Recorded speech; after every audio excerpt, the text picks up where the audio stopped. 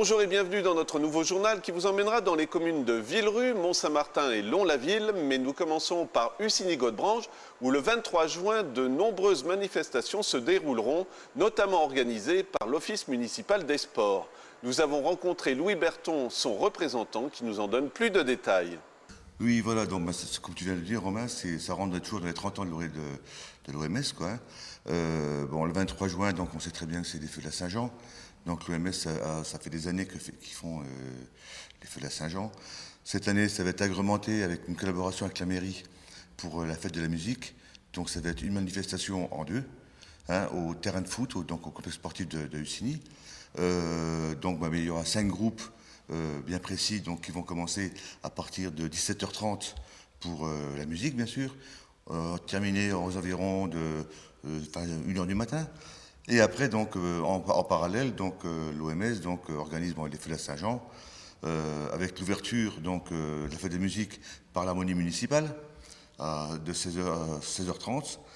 Mais dès 11h le matin, la Cigale et la Fourmi, donc l'association des écoles, va remettre les dictionnaires aux élèves du CE2 de l'école Jacques Prévert et Jean de La Fontaine, hein, pour la rentrée en 6e.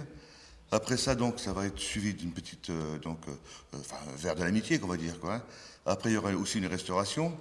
Et dès 14h30, là, commencent les grosses festivités, quoi, hein, avec donc la fameuse boucle de l'amitié. Bon, normalement, ça aurait dû être Usigny, Villerue, Villerue-Usigny, mais nous n'avons pas eu une autorisation pour passer un terrain privé et puis une sapinière. Donc, on a annulé ce projet-là, mais qui revient sur une boucle d'Usigny en 3 km à faire le plus de fois en 2 heures. Ça, c'est la première manifestation qui va partir à 14h30. À 15h, donc, on lance les jeux enfants. Donc au terrain de foot, toujours pareil, avec des jeux d'antan, donc tir de corde, sauter au sac et tout ça, quoi, hein, qui va être encadré par le corps des sapeurs-pompiers de Usigny, et puis bon, quelques bénévoles aussi de l'OMS. En parallèle, à 14h30 aussi, donc là, il va y avoir un manège de quad, hein, de point quad de Saint-Charles, on va dire, qui viennent avec un manège pour que les enfants puissent faire un peu de manège, et en même temps des baptêmes de quad, donc dans la forêt, quoi, hein. Continue alors, là on est vers 15 heures, on a fait du quad, on a fait de la course à pied, il y a encore d'autres animations, c'est ça? Oui, voilà. Donc il y a encore une animation phare, quoi, hein, on s'en peut dire comme ça. C'est le lancement de la course VTT, quoi, hein, donc balade enfants et adultes. Bien sûr, les enfants enfants et adultes avec casque obligatoire, quoi, hein. Cette balade est encadrée par le cycle oxygène au cours Saint-Charles, oui. Bon, ça en petit parcours de 5 à 6 km, plus ou moins, pour les enfants, un peu plus pour les adultes. S'il y a des adultes aguerris qui veulent un peu de stress, bon là, ils seront aussi gâtés parce que donc c'est des vététistes confirmés qui vont les encadrer, donc il n'y a pas de problème. Et après, donc, on va attaquer après la restauration, donc, pour bien sûr l'arrivée de la course, de l'amitié, tout ça, quoi, la remise des récompenses et tout. Et après, on va arriver donc en début de soirée, bon, bien sûr, avec la restauration, parce que bon, quitte d'activité, il faut bien sûr restaurer. Donc, il y aura 2 points de restauration au complexe sportif, un point haut et un point bas, hein, pour que les gens veulent manger, donc on va dire plus sereinement, un peu plus loin de la musique, donc pourront le faire sans aucun problème. D'autres qui veulent de la musique, de l'animation, donc ils seront gâtés parce qu'ils seront juste en face de la scène. Entre 2 concerts, donc aux environs de 21h, 21h30 plus ou moins, il y aura une démonstration Zumba, hein, parce que bon, Zumba c'est la mode, c'est le plein lancement, quoi, hein. Et pourquoi l'OMS fait une démonstration de Zumba? Parce que premièrement, c'est la fête de la musique, la Zumba c'est déjà de la musique, et en plus, il ne faut pas oublier que la Zumba c'est du sport. Donc en tant qu'office municipal des sports, nous ne pouvons que faire ce geste-là envers la Zumba. Et après, donc bien sûr, les festivités vont continuer tout le long de la nuit, quoi, hein, et pour se terminer aux environs de 1h du matin, peut-être un peu plus, mais enfin, on verra bien les couches tard. Quand on écoute le programme aussi, je trouve que c'est un bel exemple de collaboration entre la municipalité, différentes associations et même des gens de l'extérieur. Ça doit être quand même un beau motif de satisfaction pour vous en tant que président de l'OMS. Ben oui, oui, je suis très content. Nous sommes très contents, l'OMS, d'avoir trouvé ce résultat-là, quoi, hein. Bon, et en plus, bon, il ne faut pas oublier que la mairie du Siny nous soutient fortement, parce que bon, ben, les manifestants comme ça, donc il faut monter le bûcher. Bon, un bûcher, c'est des rondins d'arbres, c'est lourd. Donc la mairie nous prête les ouvriers municipaux donc, pour mettre en place une grosse partie du bûcher. Nous prête aussi les appareils donc, techniques de levage pour mettre le bûcher en place. Et puis aussi, bon, il y a aussi les stands à monter, quoi, hein. Et puis bon, tout le matériel à transporter. Donc la mairie de Siny fait un très gros effort. Et c'est pour ça donc on peut avoir des efforts à droite, des efforts à gauche, nous pouvons avoir une bonne manifestation qui peut se réunir. Là, tout au long de l'année, donc sur les 30 ans de l'OMS, toutes les manifestations sont filmées, sont photographiées. Donc nous avons un professionnel qui nous fait un DVD tout au long de l'année avec des points bonus, hein. Tout le monde pourra se revoir sur un DVD qui sera en vente en janvier 2013 parce que donc, l'OMS va finir en novembre avec le marathon et après va donner aussi un coup de main au Téléthon. Donc toutes ces manifestations seront filmées et tout. Pour les personnes qui veulent réserver donc, le DVD, quoi, hein, c'est 15 €. Autrement, à partir du mois de janvier, ça sera 20 €. Donc le bon sera en mairie à remplir. Et puis voilà, quoi. Donc tout le monde pourra se revoir et puis au moins garder un souvenir des 30 ans de l'OMS. Direction Lons-la-Ville maintenant, où nous sommes allés à la rencontre de Stéphanie Dupuis qui représente le club de tennis de table. Nous l'avons rencontrée pour vous. Ce soir, tout simplement, suite à des compétitions qu'il y a eu courant de l'année, il y a eu la Coupe Jeune numéro 2 et la Coupe Jeune numéro 3. Le CD54 sont venus, mais sans les récompenses. Donc aujourd'hui, j'ai décidé de faire venir RIP54 et remettre les récompenses aux enfants. C'est vrai que c'est un petit peu brutal, non, quand vous avez appris qu'il n'y avait pas de récompense? Quand ça arrive une fois, je trouve ça un peu normal, mais 2 fois, 3 fois, là, j'ai un peu pété les plombs. Justement, on va dire quoi? C'est un petit coup de gueule alors, du coup, ce soir? Non, pas ce soir, parce que les enfants, là, je suis contente, il les a, mais sérieux, il y a 15 jours, et oui, j'ai fait mon petit bémol au niveau du CD par Internet, par le biais de l'Internet. On va passer un petit peu sur ça, on va interviewer d'autres jeunes, hein, c'est ça, vous pouvez nous les présenter?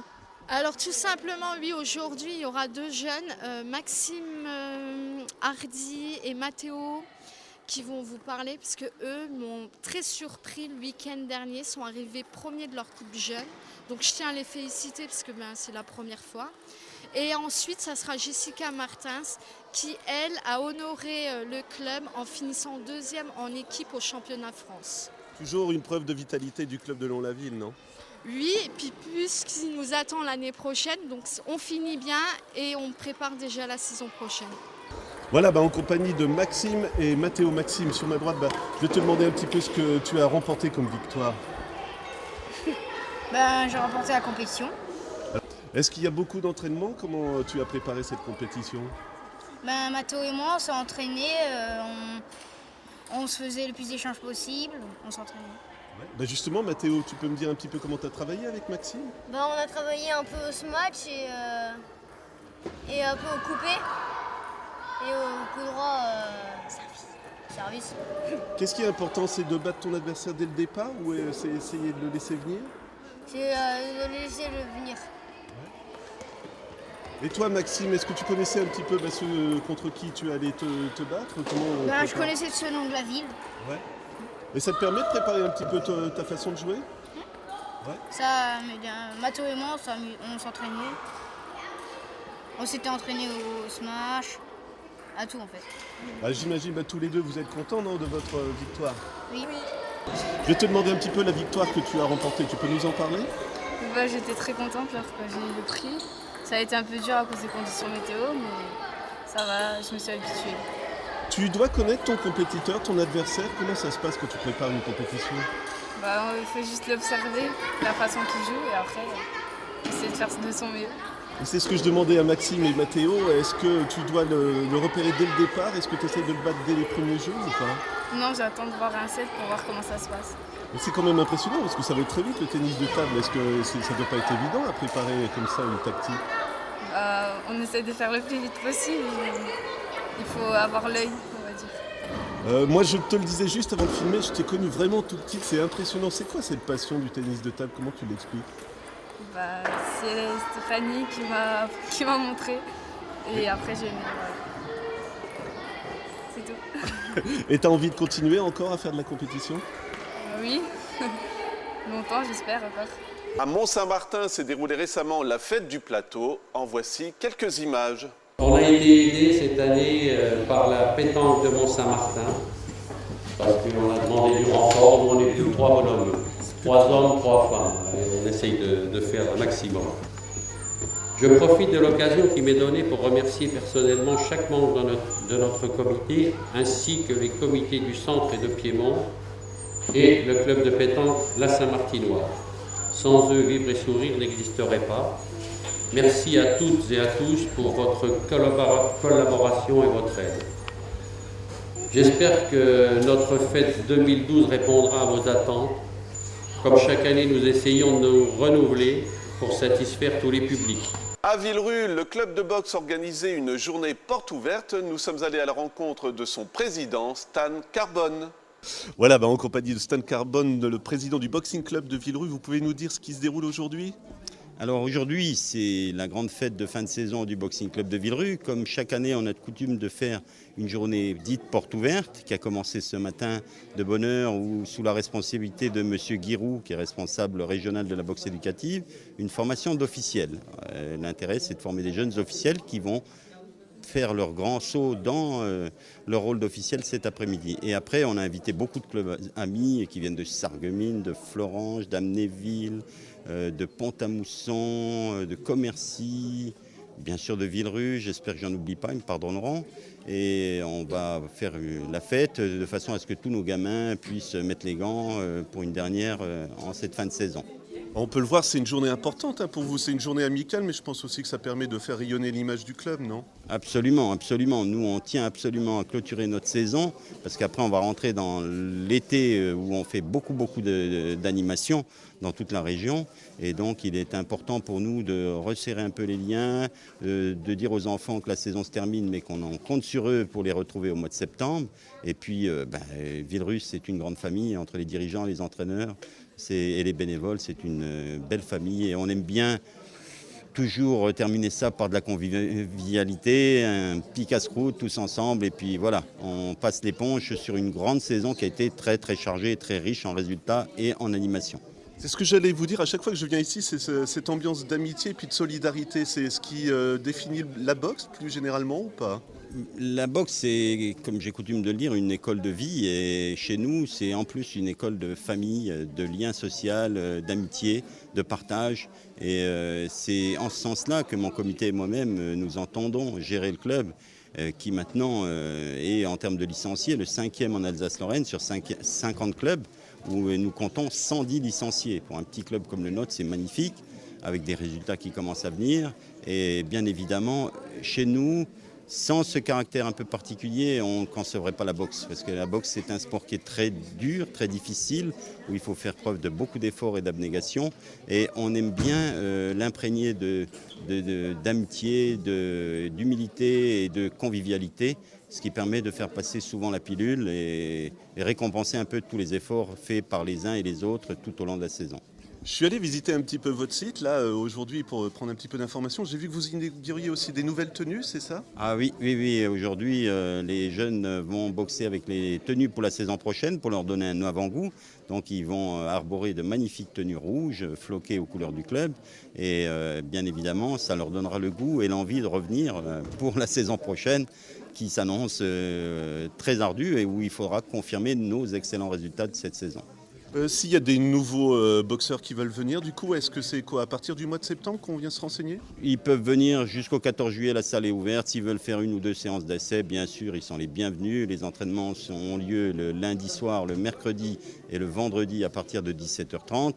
Et pour la baby box, c'est-à-dire de 6 à 8-10 ans, à partir de 16h10. Et on a une section féminine qui est très riche aussi, que je n'oublierai pas, le tonic box, le jeudi soir à 20h. Donc ça fait 5 créneaux, il y en a pour tout le monde.